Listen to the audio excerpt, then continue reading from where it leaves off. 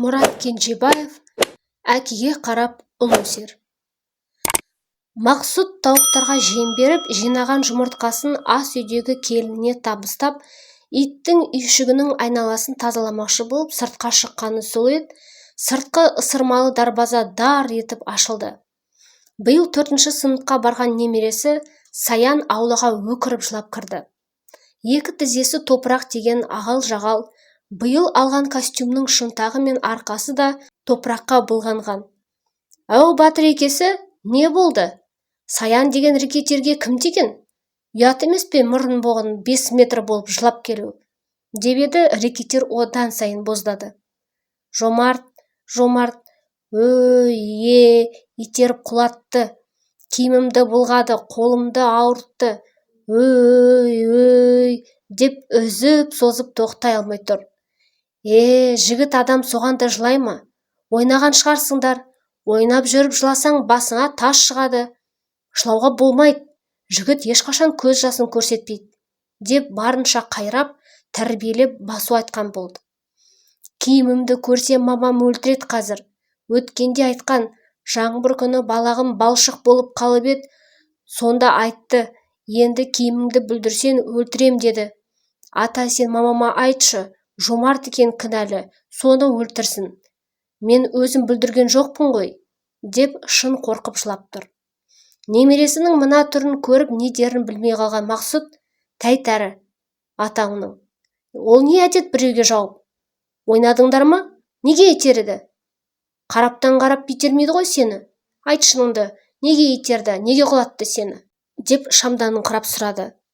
Ол біздің сыныпқа жаңадан келген бала. Бәрі мазақтап күледі оған. Мен де біздің сыныптағы Ғалиямен доссың, сен соған үйленесің деп мазақтадым. Соған ашуланып жүгіріп келіп итеріп құлатты, деп мұрнын солқ-солқ еткізіп тартып тұр. Бірақ жылауы азайған. Жә, болды, бұрқылдай берме. Ұят болады. Сен менің баламсың ғой, неге сонша жылайсың? Еш жерің сынып қалмаған болса, тек киімің үшін қорқып тұрсаң, айтармыз мамаңа ұрыспа деп. Жетер енді, бұрқылдай берме. Бар, беті қолыңды жу, тамағыңды іште, менің қасыма кел. Мына иттің үйшігін тазалап, бүтіндеп жамаймыз. Күн суытып келеді, бұған да ық керек қой, бара ғой, деп үйге кіргізіп жіберді. Зейнетке шыққанына 2 жыл толық болмаған Мақсұт еріксіз өзінің кішкентай кезін есіне алды. Сабақтан шықса, балалармен жағаласып, үсті-басы алқам-салқам болып келуші еді. Ол кезде қазіргідей киім де көп таптыра бермейтін. Әскерден келген көршісінің ботинкасын 3 жыл киген әлі есінде. Сөйтіп тұрғанда киініп бір жаққа шығып бара жатқан келінін көрді. Балам, бір жаққа барасың ба? Дүкенге баратын болсан, маған кәдімгі пәшкідегі алма салшы. Әне бір пластмас сақал қырғышың маған келіспейді екен, деген. Келіні, жоқ ата, мына баланың мектебіне барам. Әлгі баланың ата-анасымен сөйлесем, мұғаліміне де ескертем. Әне, анау ғой, 2 ай болмаған таза костюм шалбарды пайдаға асырмай тастаған. Сондай көргенсіз, жүгенсіз балдарға қарамай мұғалімдер не бітіріп отыр? Айлық алғанда құдайдай. Бүйте берсе баламыз мектепке бара алмай қалатын шығар, деп күш алып келе жатыр еді. Мақсұт, жә балам, болды. Не соншама көз шығып, бас жарылғандай болып? Кім бала болмапты? Жағаласып ойнамаса бала бола ма? Біреу ойнап құлатты екен деп мектеп шаба бересіңдер ме енді? Мектепте не қасиет қалдырасыңдар сонда? Сосын осы сендердікі не әдет, қит етсе мұғалімге шабасыңдар? Айлығын алып отыр деген не әңгіме сендердікі? Жоқ, сендер төлеп отырсыңдар ма оған? Тіпті кәдімгідей сөз қылатын болыпсыңдар. Мықты болсаң, мен саған пенсиямды беріп отырайын. Сен оқытшы осы баланы үйден. Көрейін әуселеңді. Жұрттың баласын оқыту оңай деп пе едің? Ата-ананың бәрі закончик болып кеткен заманда. Болды, бармайсың. Немеремді жаман үйретпе. Қит етсе шешесіне арқа сүйетіп. Бар шаруаңа қара. Ана баланың киімін тазала, деп бұйыра сөйлеп еді. Келін зып етіп ішке кірді. Көп болса күйеуіңе жамандап жатқан шығарсың, деп Мақсұт мырс етті. Сөйтіп тұрғанда жылауық Саян шықты. Қолында 2 кәмпиті бар. Ата, мына кәмпиттің біреуін өзім жеймін, біреуін қара құлаққа берем, деп дым болмағандай балалық кейпінде ойнап жүр. Әңгіме кешкісін ұлы жұмыстан келгенде қайта көтерілді. Папа, Қазір заман баяғыда емес. Балаңды мектепте қадағалап, мұғалімдеріне кімнің баласы екенін сездіріп отырмасаң болмайды. Қатарынан таяқ жей берсе, үйде ешкім сөзін сөйлемесе, сыныбында да жасық болып қалады. Балада мен ешкімге керек емеспін деген ой пайда болып, психологиялық травма алады ол. Құдайға шүкір оқыдық, тоқыдық, мемлекеттік қызметте жұмыстамыз. Сұрауы жоқ баладай кім көрінген сабап киімін бүлдіре берсе неміз қалады? Бағана мына келініңе барып, мұғалімін де ана содыр баланың ата-анасын да орнына қойып кел десем, жібермей қалыпсың. Сонда біз баламызды әркім бір шұқсын деп туып өсіріп отырмыз ба? Баяғының бас жарылса, бөрік астында деген кең қолтық қазақылықты қою керек. Бала тәрбиесі басты міндет қазір. Деп көсіліп бара жатқан ұлына қарап, мырс еткен Мақсұт. Жиналыста отырсың ғой сен, көсіл, ел басымыз бен партиямыз дегенді де қос. Атаңа нәлет, енді қалған жеріне маған үйрет. Деп ұлының сөзін бөлген Мақсұт, сен енді мені тыңда. Сенің сүйрең деген тіліңнен балаң тәрбиелі болып кетпейді. Әуелі өзіңді дұрыста, қит еткенге шағымданып жаман үйретпе. Еркек бала деген аты бар емес пе? Сәл нәрсеге мұғалімін бүріп, балаңның алдында ұстазының еңсесін төмен түсірме. Мұғалімнің ата-анасының алдында төменшік тегенін көрсе, балаң есіріп кетеді. Балаңды аясаң аяма деген содан қалған. Баланы молдаға берерде, сүйегі менікі, еті сенікі деп беретін заман өтсе де, ұстаздың сөзін әуелі өзің ұлықта. Содан соң балаңның тәрбиесі жөнінде бірдеңе деп мыңқылдарсың. Сен мектептен неше рет жылап келдің? Неше рет барып сені мұғалімнің жағасынан алып едік, үндемейсің, бір ретте барған емеспіз. Күнделігіңді тексергеннен зәрең ұшатын. Жиналыстарыңа шешең баратын. Ал мен білім тәбіліңнен ақ сенің жағдайыңды біліп отыратынмын. Ана қияқбайдың томпышы қолыңды бұрап, ойнап, буыныңды тайдырып, сол көпке дейін жазылмай, соны Алматыда емдетумен біткен жоқ па? Біз сонда мектебіңе, болмаса қияқбайға бірдеңе дедік пе? Сендер топтасып, төбелесіп, басың жарылып келгенде мектебіңе барып айғай шығардық па? Енді неге сен келіп балаңды арыз қойғылып өсіргің келеді? Естеріңде болсын, балаң есірмесін десең, мектебіне барып мұғаліміне сөйлеуші болмаңдар. Бала мектепте ұстаздан именбесе, үйде ата-анадан именбесе бұзылады. Сол кезде бармақты істейсің. Бала болғасын бір күн жылап келер, бір күн жылатып келер. Соның бәрінде қатының екеуін мектепті шауып отырасыңдар ма? Атаңа нәлет үйітіп әке-шеше болмай-ақ қой, деп біраз ұрысты. Мақсұттың әңгімесі біразға кетерме еді, сыртқы есік тақылдамағанда. Келіні есікке барғалы жатыр еді, Мақсұт: «Әй, бұғайсың, бет мұңшағың үзіліп тұрған, кіре бер, адам жемейміз», деді. Сол арада: «Сәлеметсіздер ме? Кеш жарық, шайларыңыз тәтті болсын», деп ашаң жүзді әдеміше келіншек кіріп келді.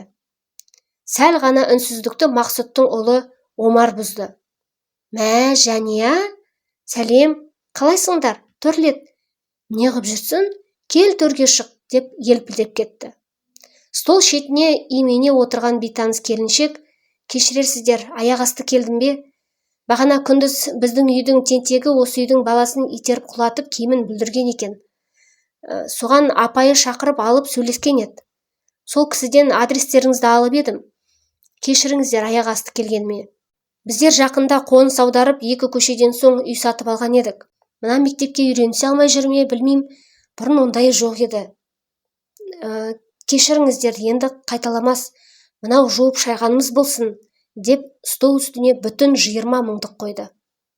Мақсұт бірдеңе айтуға үлгерместен Омар сөйлеп кетті. «Құдай-ау, Жәния, о не дегенің? Кластас құрбымсың ғой. Бала болғасын ондай болады, бәріміз де бала болғанбыз. Өзіңде талай көрдің ғой. Алыстық, жұлыстық, сөйтіп өстік қой. Баяғы томпыш қолымды шығарып жібергенде де ештеңең кеткен жоқ. Құдайға шүкір, сөйтіп жүріп өстік қой біз. Біздікі тіпті жыламаған да. Мектептен келгелі атасымен итке үйшік жасап, ұмытып та кетті. Қашан көшіп келдіңдер, қонысың құтты болсын», деп біраз золдатты. Жәния: «Я, қатар өстік, бала болдық, сонда да қазір заман басқа ғой. Мен тұрмысқа шығып совхоз жаққа кеттім, содан осы орталыққа көшіп келіп жатқанымыз ғой. Адамдар да өзгере береді ғой. Апайы айтқан, әкесі мемлекеттік қызметте, ошықтырмай алдын алыңыздар дегесін келгенін ғой. Кешіріңіздер енді, деп бір ыңғайсыз күйге түсті. Балам, өркенің өссін, ештеңе етпес. Бала болғасын ондай болып тұрады. Көшіп келіп жатсаңдар, қоныстарында құтты болсын. Ана ақшаңды жинап қой, естіген жұрттан ұят. Бәрі жақсы, бәрі дұрыс, ештеңе болған жоқ, деген Мақсұтқа бір, Омарға бір қарап қалған Жанияға: Жоқ, Жания, ештеңе керек емес, ештеңе болған жоқ, екеуміз класстас құрдас едік қой. Енді балдарымыз да қатар өседі. Оның класында тағы бір екі құрдастың баласы бар, әлі танысып дос болып кетеді. Осы аптаның аяғына мына құрдасымның туған күні, соған арнайы барып шақырам, жігітіңмен танысайық, құрдас класстастармен таныстырайық. Енді араласамыз, мына ақша ұсынғаныңды ешкім естімесін, ұят. Қазір отыр, ас ішеміз. Құрдасыңның аты Алма, Атыраудың қызы. Алматыда бірге оқыдық. Алматыға деген аңсарымды ашқан Томпышқа дән ризамын. Үйлену тойымда Алматымен сенің арқаңда таныстым деп оған арнайы сый да ұсындым. Томпыш қолымды шығарып жіберіп, соңында Алматыға емделдім емес пе мен? Содан сол қалада оқимын деген арманым болды. Оқып жүріп танысқан қазіргі өмірлік жарым осы сұлу, деп әйелімен класстасын таныстырды. Жания асқа қарамай қайта рахметін айтып, Алманың туған күніне күйеуімен баласымен келетін болып уәдесін беріп кетті. Кешкі ас ішіліп болған соң Омар әкесіне қарап: Әке, рахмет. Сіз бағана келініңізді ұстап қалмағаныңызда нағыз масқара болады екенбіз. Бұлар бір-бірін танымайды ғой. Қатты кетіп қалуы да мүмкін еді ғой. Құдай сақтады, деді де баласына қарап: Сен енді мектептен жылап келгеніңді естісем, аямаймын. Жылай бермей еркек болып өссейші, деп тоқтады. Мақсұт, балаңды еркек қылып өсіргің келсе, өзің де еркек екеніңді ұмытпа. Ашуды сабырға жеңдіріп үйрен. Балан сенің көшірмең болатын есіңде ұста. Ұяда не көрсе, ұшқанда соны алады. Келін, сен де балаңды дым өбектей берме. Бөркемдік болады, деп астын батасын жасап болып: Ана қаладағы қызына кеткен шешелеріңді телефонға алып беріңдерші. Бұның елге келетін ойы бар ма өзі? Деп дастарханнан тұрды. Міне ағайын, бұл болған оқиға, тек әңгімедегі адам аттарын өзгертіп, оқиғаны сәл көркемдеп мәдени тілге түсірдім. Баланы мектепке берген екенбіз, олардың оқу тәрбие процесіне араласа жүріп, білгенімізді солардан үйрене жүріп, баламыздың үйдегі тәрбиесіне мән берейікші. Тәрбие тал бесіктен десек, тәрбиенің бастауы отбасыдан, отағасыдан басталады. Мұрат Кенжебаев, Бейнеу.